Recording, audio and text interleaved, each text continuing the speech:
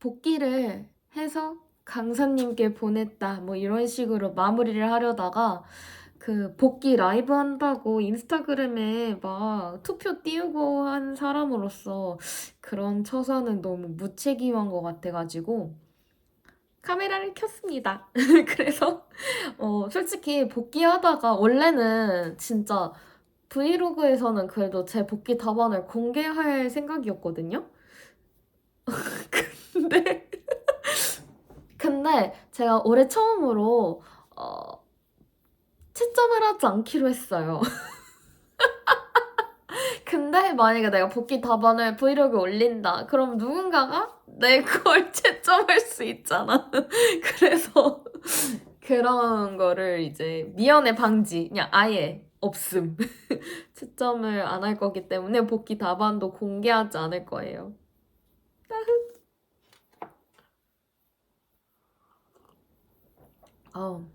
네, 진정하고 녹차 한 모금 했습니다.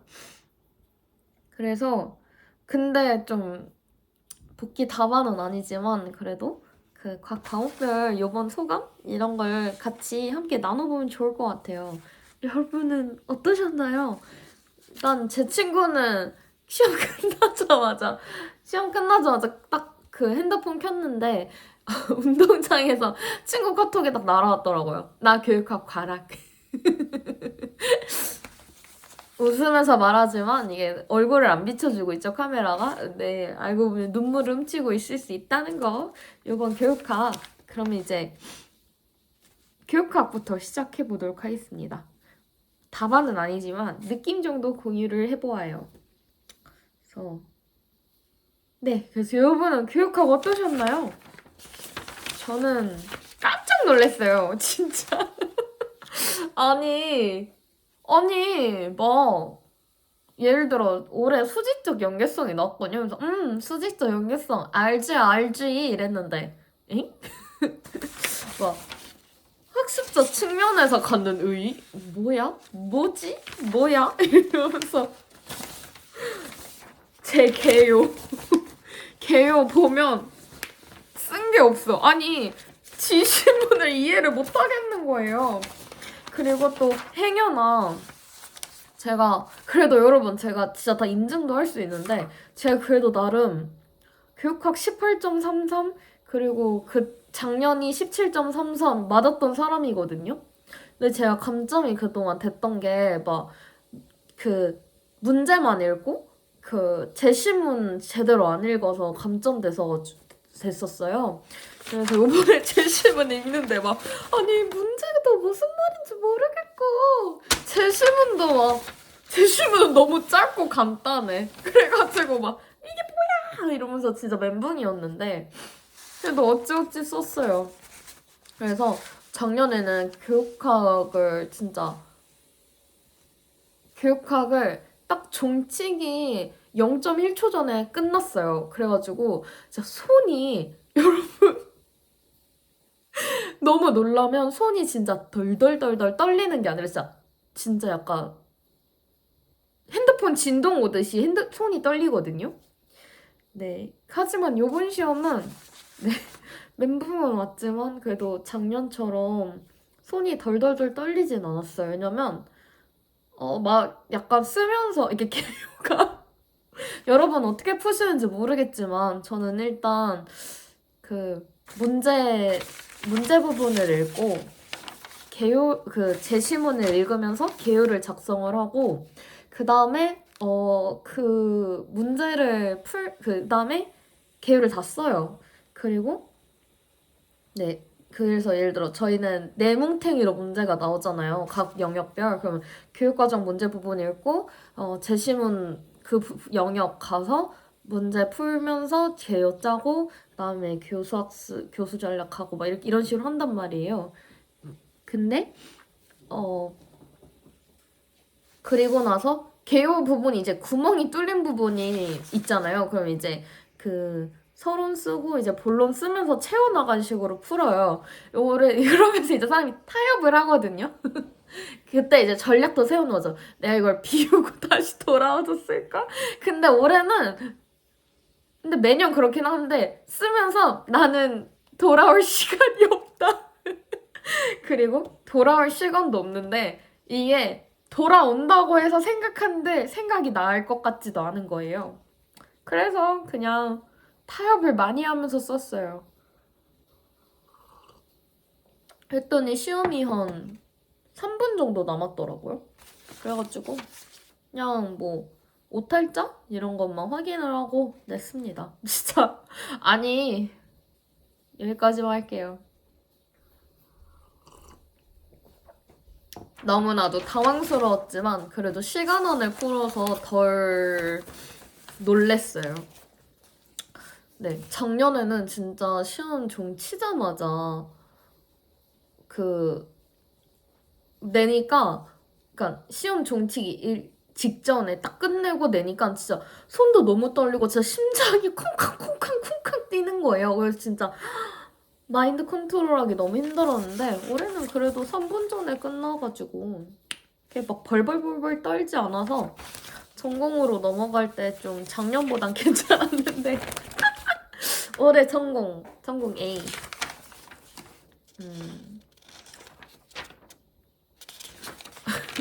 전공 A는 이런 말 너무 거만할 수 있어요. 근데 전공은 5분 전에 끝났어요.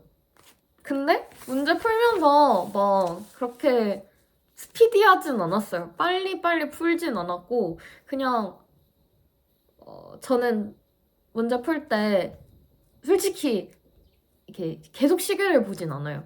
근데 그래도 한 반 정도 풀었을 때 이제 시계를 보거든요. 그러면서 시간 계산을 해요. 남은 문제는 한 문제당 10분씩 남았다. 뭐 6분씩 남았다. 뭐 이렇게 계산을 하는데 그것도 되게 러프하게 약간 대략적으로 계산을 해요.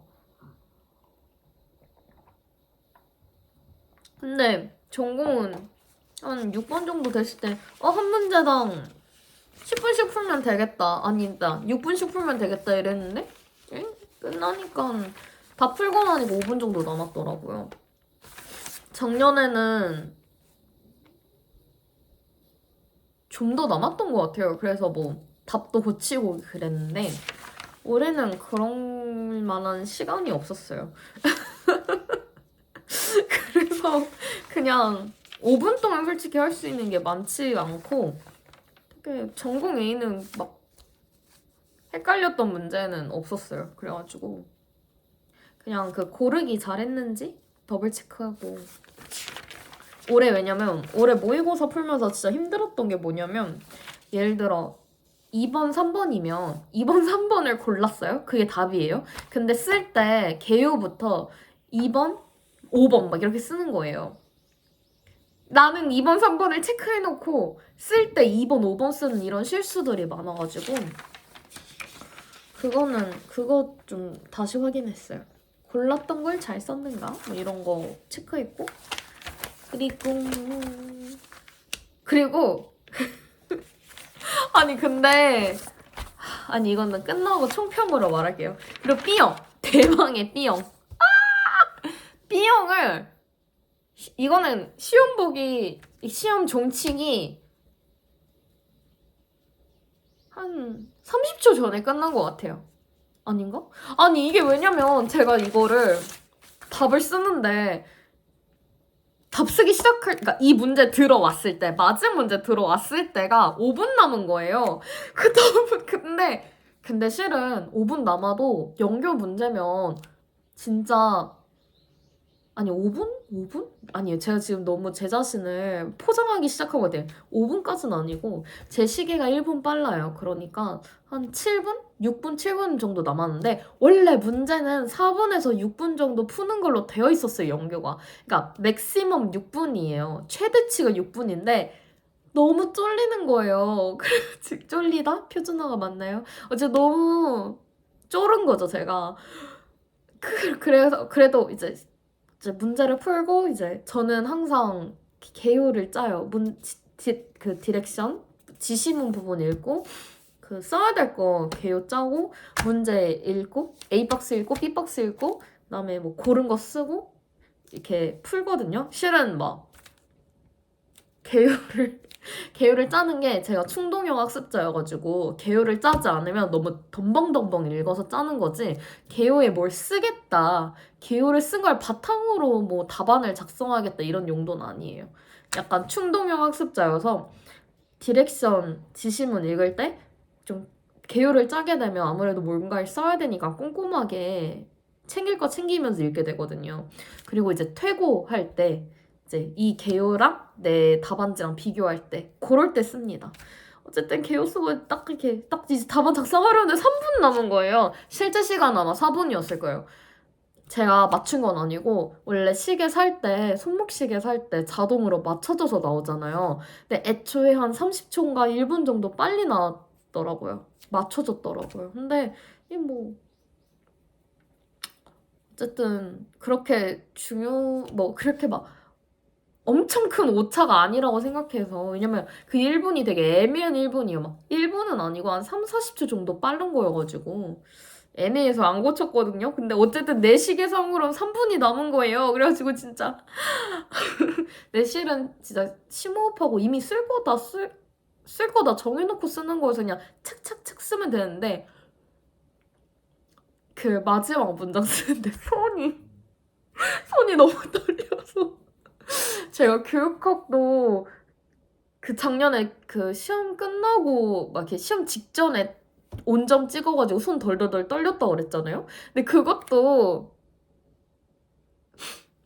시험 좀 치고 나서 손이 덜덜덜 떨린 거예요. 왜냐면 약간 안도에 그 긴장 풀려서 손 떨린 그런 느낌이었는데 이거는 진짜 실시간으로 떨리는 거예요. 그래가지고 막 아니 이게 너무 손이 떨리니까 진짜 이것보다 심하게 이거는 제가 지금 떤 거거든요. 근데 이렇게 이렇게 떨리면 이렇게 힘줘서 쓸 수 있는데 진짜 제가 힘을 주는데도 떨리는 거예요. 흉내도 못 내. 그리고 막 진짜 막 콩콩 말든 이게 막 글씨 쓰는데 아니 막 글씨가 안 써질 정도로 막 떨리는 거예요. 거의 그래서 원래 글씨 이렇게 쓰는데 거의 도장 찍듯이 글씨를 썼어요.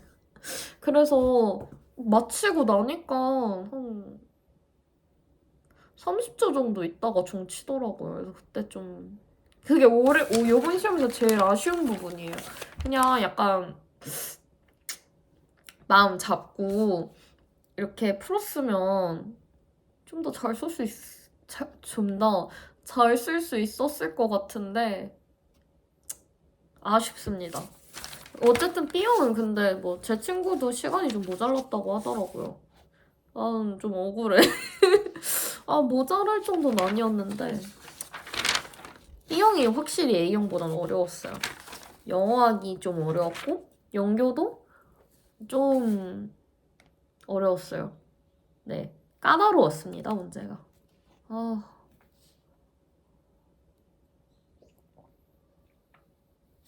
아, 교육학은 물어봤는데. 그래서 다들 전공은 어떠셨나요? 저는 지금 전공 카페에도 들어가지 않고 있어요. 행여나 누가 답을 띄워놨을까봐 진짜 원천 봉쇄하고 있어요. 하여튼 그래서 저는 2차도 세시원팀 조교를 하기로 했답니다. 그래서 2차 준비는 뭐 강제로 시작됐는데 제 시험은 이렇게 봤어요. 네. 이 정도면 복귀가 괜찮았나요? 복귀는 아니지만 약간 제 감정 공유? 너무 전공을 부실하게 말한 것 같아서 뭐라 그러지? 모르겠는데? 왜냐면 이게 지금 제가 답을 몰라가지고 네, 뭐라고 말할 수가 없네. 전공 A는 결론.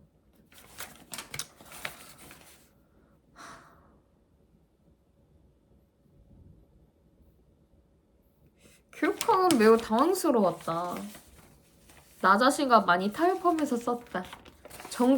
전공은 실은 제가 살짝 그냥 혼자 그냥 생각해 본 건데 약간 시험 유형이 작년이랑 되게 비슷했어요. 근데 이게 되게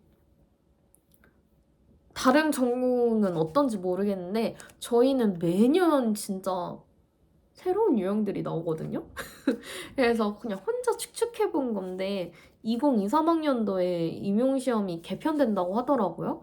그래서 2022는 그냥 작년 출제진 그대로 간 게 아닐까. 뭔가 이제 새로운 시험이 이제 아예 이제 개편이 된다고 하니까 그 평가원 측에서도 그냥 모험을 하고 싶지 않았던 거 아닐까. 그래서 좀 풀면서 네 그런 새로운 시험일 거라는 거에 대한 압박감은 별로 없었어요. 그리고 요번에 특이하게 연교 문제에서 원래 좀 베꼈을 것만 같은 답들? 그러니까 조금 쉬운 출제진이 느끼기에 좀 쉽다고 느끼는 것들은 다 단어 연속으로 쓰지 말라는 제약이 있는데 올해 하나도 없었어요. 그러니까 내 생각엔 출제진들도 요번 시험을 그렇게 쉽게 생각하진 않았던 것 같아요. 그리고 연교 요번에 연교가 진짜 쓸 게 많았어요. 그래서 네 내용하기 쉽지가 않았다. 영어학은 오히려 답안이 고르고 뭐 하나 쓰라 그러고 되게 A형은 좀 짧았는데 B형은 잠깐만 복기를 했는데 기억이 잘 안 나요. B형이 근데 확실히 쓸 게 많았어요. 그리고 그 A박스를 꼭 읽어야만 꼼꼼히 읽어야만 풀을 수 있었던 문제가 많아가지고 이게 시간 관리 싸움이었던 것 같기도 해요. 근데 그 시간 관리를 또 이러면 이제 시험 끝나면 사람들이 온다고 원서 읽지 마세요. 다 필요 없습니다. 뭐 이런 거 하는데 이런 원서를 많이 읽은 사람들은 이런 A 지시문 독해의 능력이 이제 그 원서를 읽으면서 이렇게 쌓으신 분들이에요. 그래서 뭐 올해도 초보 합격자가 있겠죠. 근데 제 생각은 올해는 그래도 좀 장수생에게 유리한 시험이 아니었나 싶어요. 시험이 작년이랑 유형도 좀 비슷했고 교육학은 우리 다 알았잖아. 이렇게 이상하게 나올 거. 작년에는 너무 놀래가지고 막 명칭 쓰는 것도 없고 막 이랬는데 올해는 어느 정도 장수생들은 알았잖아. 교육학 이상하게 나올 거라는 거. 영어도 장수생 이제 저같이 긴 장수생들은 2020처럼 나오면 어떡해 하고 쪼르신 분들 걱정하신 분들도 계셨겠죠. 전 좀 걱정했거든요. 왜냐면 일반 영어랑 영미문학이 짝수에 되게 어려웠어가지고. 근데 올해는 그러지 않았어. 올해 변별력이 연교 영어학이었고 연교는 물론 쉽다고 느끼실 분들도 계실 것 같아요. 근데 이게 한 문제 한 문제 떼어놓고 보면 그렇게 어렵지 않을 수 있어요. 되게 연교 기출들이 느낌이 그래요. 기출 보면 자신감 생기고 뭐야 조금 공부해도 풀 수 있을 것 같은데 이런 생각이 드는 게 연교 문제들인데 역대로 봐서 막 뭐 기입은 어려운 적이 있죠. 리얼리아 같은 것도 있고 뭐 formality라던가 authenticity 뭐 이렇게 어려웠던 euphemism 막 이렇게 어려웠던 건 있긴 있었지만 서술형 같은 경우는 그렇게 난이도를 만약에 진짜 막 몰라서 못 풀 정도라고 생각한다면 그렇게 난이도 있는 문제는 원래 없어요, 연교는. 근데 연교를 할 때 그래서 저는 난이도를 어떻게 봐야 되냐면 문제 푸는 시간이 오래 걸리는지 안 걸리는지 이걸 따져야 된다고 생각하거든요. 근데 올해는 좀 연교 문제 풀 때 시간이 많이 걸렸어요. 그리고 쓸 것도 많았어요. 불친절한 지시문이기도 했고 저 그래가지고 연교 문제는 거의 다 5줄 썼어요. 맞지? 1, 2, 3, 4. 네. 마지막 줄 밑줄 그어서. 근데 제가 0.38이거든요? 근데도 밑줄 그어 썼어요. 실은 이제 교육학은 0.7로 썼어요. 그래서 0.7로 쓰니까 되게 부드럽고 빨리빨리 써지더라고요. 근데 글씨가 글씨가 좀 크게 써져가지고 당황했는데 교육학은 솔직히 칸 모자랄 일은 없으니까 그냥 괜찮았거든요. 근데 영어는 제가 원래 전공을 0.38로 쓸지 아니면 0.5로 쓸지 0.7로 쓸지 고민이 되게 많았어요. 0.7이 확실히 부드럽게 빨리 그리고 깔끔하게 써져요.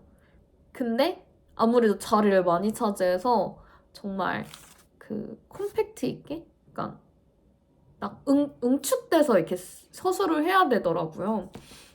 그래서 탈락. 0.5는 깔끔하고 또박또박 잘 써져요. 근데 이제 위기의 순간들이 있어요. 내가 갑자기 뭘 끼워 넣고 싶을 수가 있잖아. 그러면 0.5는 끼워 넣기에는 너무 미흡한 애예요. 위기의 순간에는 0.38이 좋더라고요. 0.38은 제가 이번 시험에도 그렇게 했는데 두 줄을 긋고 쓰잖아요. 근데도 공간이 남아서 그 칸을 가르고 요만큼 남았는데 거기에 또 뭔가를 끼워 쓸 수 있어요. 네. 그래서 근데 0.38은 뭐가 안 좋았냐면 마지막에 제가 시간 모자라서 손이 너무 떨렸다 그랬잖아요. 0.38은 그 글씨 보정 기능이 아예 없는 것 같아요. 그래가지고 만약에 0.7이나 0.5였으면 그래도 그렇게까지 글씨가 이상해지진 않았을 텐데 제가 그 짧은 순간에도 글씨가 너무 이상해가지고 두 줄 긋고 다시 썼다니까요. 진짜.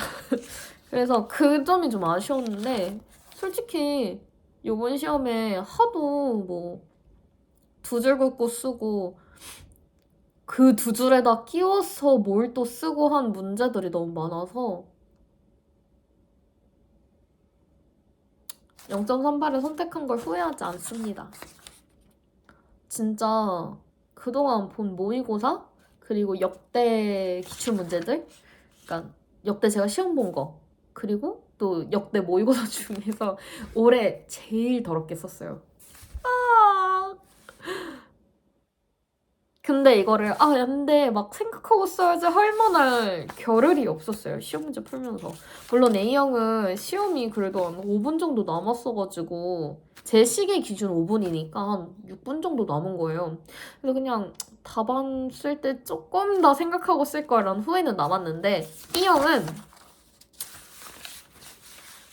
네. 그래서 진짜 더럽게 썼어요.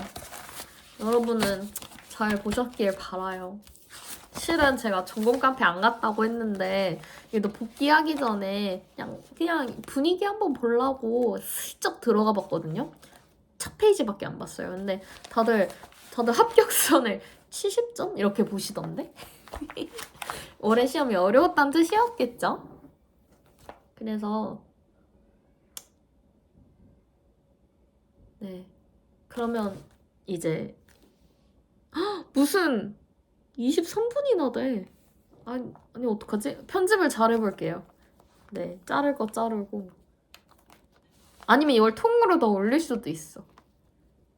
이거를 어쨌든 시험이 끝났어요. 여러분 모두 고생하셨습니다.